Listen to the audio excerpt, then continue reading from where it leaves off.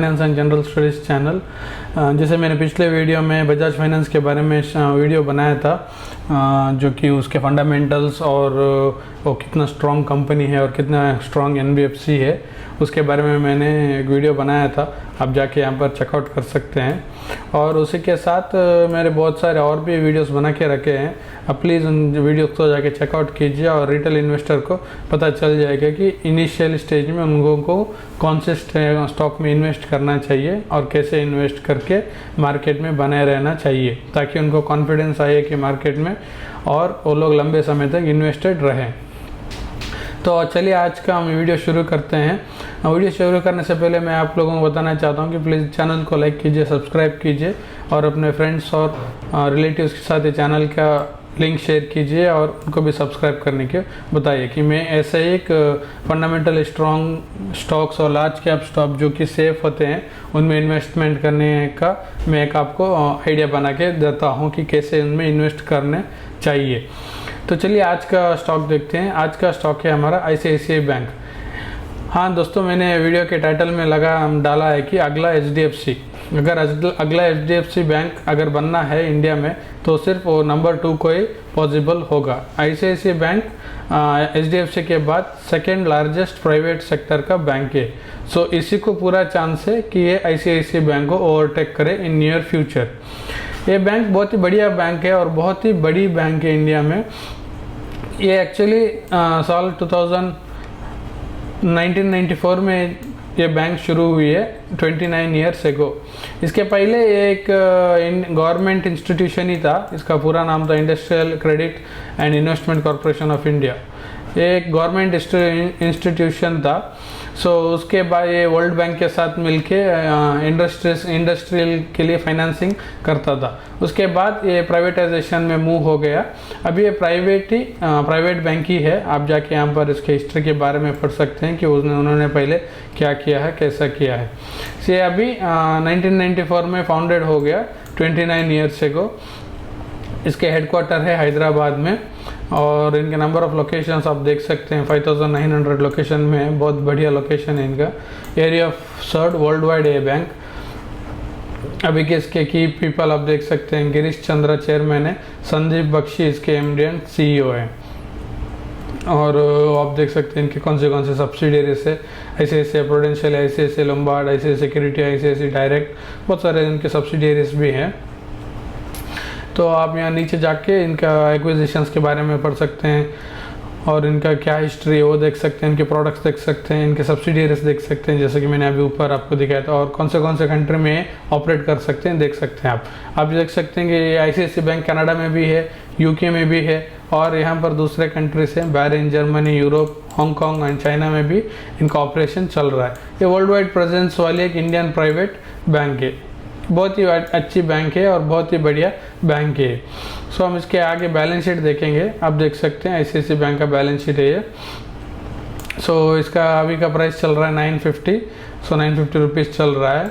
और आप नीचे आके देख सकते हैं, इनके रिजर्व्स देख सकते हैं, 2 लाख करीब 1,95,000 करोड़ का इनके पास रिजर्व्स एंड सरप्लस ही है। बहुत ही बढ़िया बैंक है।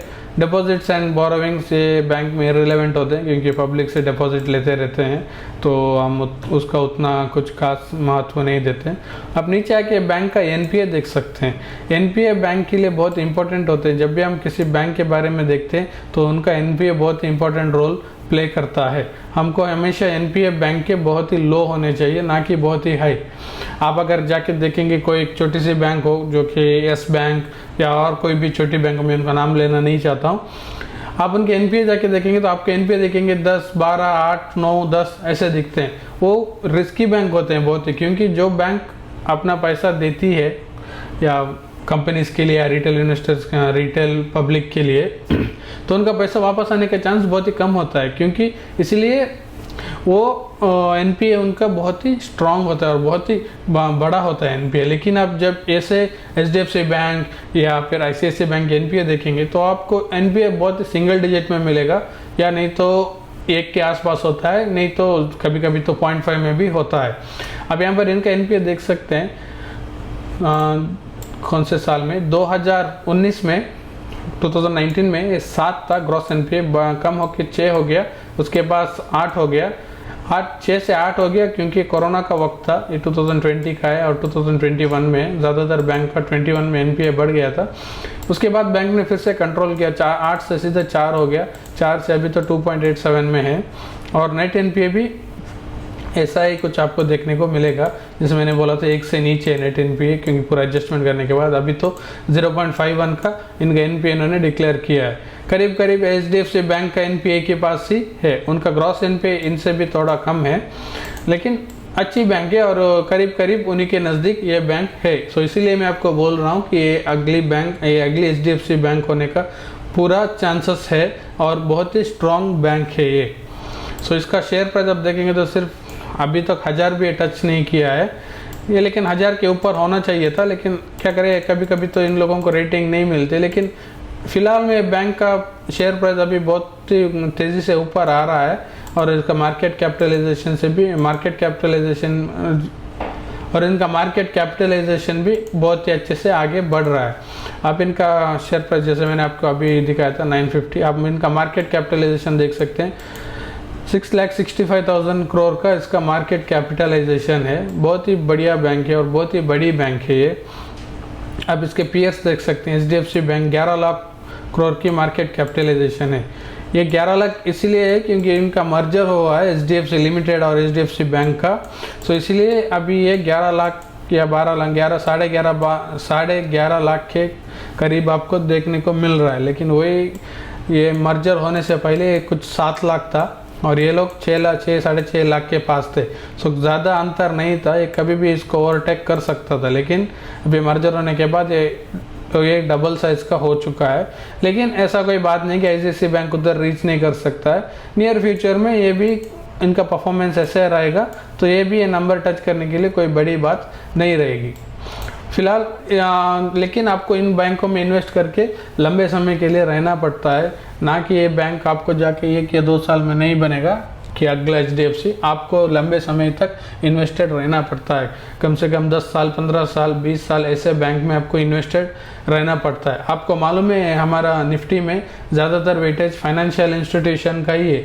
सो जब फाइनेंशियल इंस्टीट्यूशन में तेज़ी आती है तो हमारा निफ्टी भी ऊपर जाता है। अगर हमारा देश में आप देख सकते हैं कि बहुत ही डेवलपमेंट का काम चल रहा है और बहुत इंफ्रास्ट्रक्चर ऐसे वैसे बहुत ही तेज़ी से काम बढ़ रहा है और हमारा देश डेवलपिंग से डेवलप्ड इकोनॉमी बनने के लिए आगे बढ़ रहा है। सो ऐसे सब बैंकिंग इंस्टीट्यूशन इन सभी टाइम पर वो जब वैसे डेवलपमेंट होता है तो बैंकिंग का प्रेजेंस होना और स्ट्रॉन्ग बैंकिंग प्रेजेंस होना बहुत ही इंपॉर्टेंट होता है। तो इनके लिए और भी तेज़ी आना बाकी है नियर फ्यूचर में। तो हम ऐसे बैंक में, स्ट्रॉन्ग बैंक में इन्वेस्टेड करके रह सकते हैं, ना कि कोई छोटी सी बैंक हो जिसका कोई एनपीए देख सकते हैं बहुत ही बढ़िया नंबर होता है, बहुत बड़ा नंबर होता है एनपीए 7-8 ऐसा होता है। ऐसे बैंक से दूर रहिए और ऐसे स्ट्रॉन्ग बैंक में आप इन्वेस्ट करके रह सकते हैं। एचडीएफसी बैंक हो या फिर आईसीआईसीआई बैंक हो, आप ऐसे बैंक में इन्वेस्ट करके रह सकते हैं। आप इनके प्रॉफिट एंड लॉस देख सकते हैं। प्रॉफिट एंड लॉस 2012 में कंपनी का रेवेन्यू था 37 या 38,000 करोड़ था, वो बढ़ के अभी 1,21,000 हो चुका है। अब यहाँ पर देख सकते हैं लगातार इनका रेवेन्यू बढ़ रहा था, 54, 59, 60, 62, 71, 84, 89, 95, 101, 1,21,000 करोड़ का इनका रेवेन्यू आ चुका है।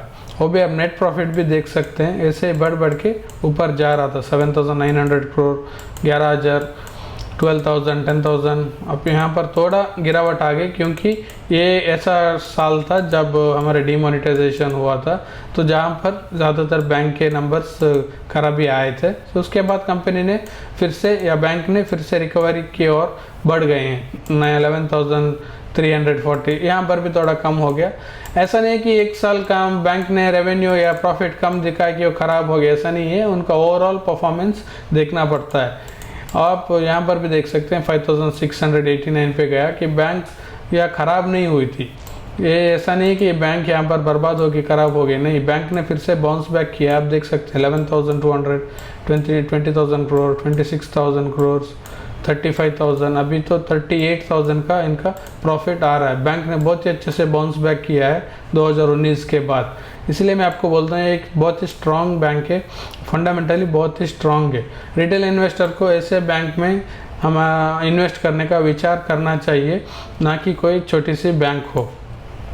और ये कोई रिकमेंडेशन का वीडियो नहीं है, मैं कोई भी स्टॉक का रिकमेंडेशन नहीं देता हूँ, क्योंकि मैं सेबी रजिस्टर्ड ब्रोकर नहीं हूँ।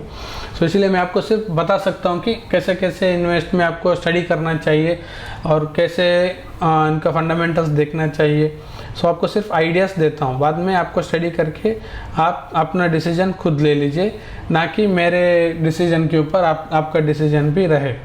आप इनका शेयर होल्डिंग पैटर्न भी देख सकते हैं। FIS इनका प्रमोटर नहीं है, क्योंकि प्रोफेशनली मैनेज्ड कंपनी है ये, इसलिए इनका कोई प्रमोटर नहीं है। 44 से 45% तक प्रमोट इंस्टीट्यूशन के पास ही है, अराउंड 90% इंस्टीट्यूशन के पास ही है, सिर्फ 10% पब्लिक के पास है। बहुत ही अच्छा डाइवर्सिफाइड शेयर होल्डिंग पैटर्न्स है इनका।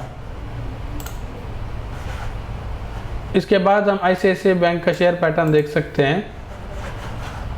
अब यहाँ पर देख सकते हैं शेयर पैटर्न ICICI बैंक का, जो कि अभी 951 रुपीज़ में ट्रेड कर रहा है। 5 डेज में इसमें गिरावट ही आ रही है, क्योंकि मार्केट ही ऐसा चल रहा है, क्योंकि निफ्टी के पार्ट है, इसलिए जो जहाँ पर निफ्टी चलता है इन्हीं के वैसे ही हमारे शेयर्स भी परफॉर्म करेंगे। और 6 मंथ्स में ऐसा 6 मंथ में देख सकते हैं ईयर टिल डेट 1 ईयर में तो 7.8% का इसका रिटर्न है, क्योंकि बैंकिंग सेक्टर कुछ खास परफॉर्मेंस नहीं दे रहे हैं अभी।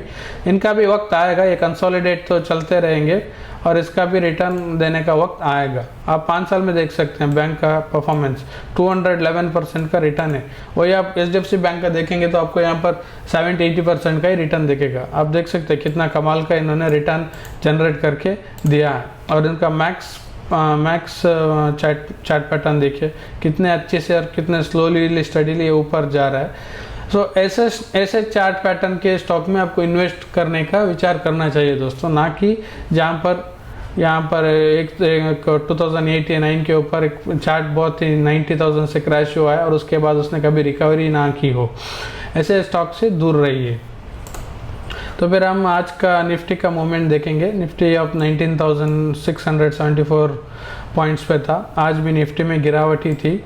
अब यहाँ पर आज दिन का प्रॉफिट नहीं देखेंगे, इसमें आज भी 68 पॉइंट का गिरावट थी। अब कल भी डाउ जोन्स भी नीचे था, उसी के वजह से हमारा अब निफ्टी भी अब ओपनिंग में अब देख सकते हैं ओपनिंग में थोड़ा हाई गया था, उसके बाद निफ्टी में गिरावट ही गिरावट थी। रिकवरी हो गया, उसके बाद फिर से आफ्टरनून टाइम में फिर से गिरावट आ गई। 5 दिन में हमारा निफ्टी आप देख सकते हैं 2.4% का गिरावट है, जो कि 484 पॉइंट्स का। उसी के साथ डाउ जोन्स भी आप देख सकते हैं। डाउ जोन्स तो अभी ग्रीन में चल रहा है, बहुत वॉलेटिलिटी है, देखते हैं रात भर कैसा चलता है। और डाउ जोन्स का भी 5 दिन में आप देख सकते हैं 476 पॉइंट, जो कि 1.5% के करीब इसका भी डाउनफॉल हुआ है। ये भी कुछ अच्छा परफॉर्मेंस नहीं कर रहा है पिछले 5 दिनों में। हाँ, अभी हम क्रूड ऑयल का प्राइस देखेंगे। क्रूड ऑयल हमारे देश के लिए बहुत इंपॉर्टेंट होता है, इसका प्राइस नीचे आना। ये अभी $93 पे ट्रेड कर रहा है ब्रेंट क्रूड, क्योंकि हमारा देश ब्रेंट ही मंगाता है। WTI तो अमेरिकन क्रूड है, हमारा देश तो ब्रेंट ही मंगाता है। सो $93.57 है। ये तो 95 तक चला गया था, अभी तो थोड़ा कम हुआ है। अच्छा है 90 के नीचे रहे या 90-80 रहेगा तो हमारे देश के लिए अच्छा है कि चीज़ें सस्ती रहेंगे। नहीं तो अगर ये बढ़ता रहेगा तो हमारा इन्फ्लेशन फिर से ऊपर बढ़ जाएगा और चीज़ें भी महंगी हो जाएंगी। और हमारा RBI रेट कट के बारे में इतना जल्दी डिसीजन नहीं ले सकता है। ऐसे हमारा USD भी देख सकते हैं, इंडियन रुपीज़ और USD।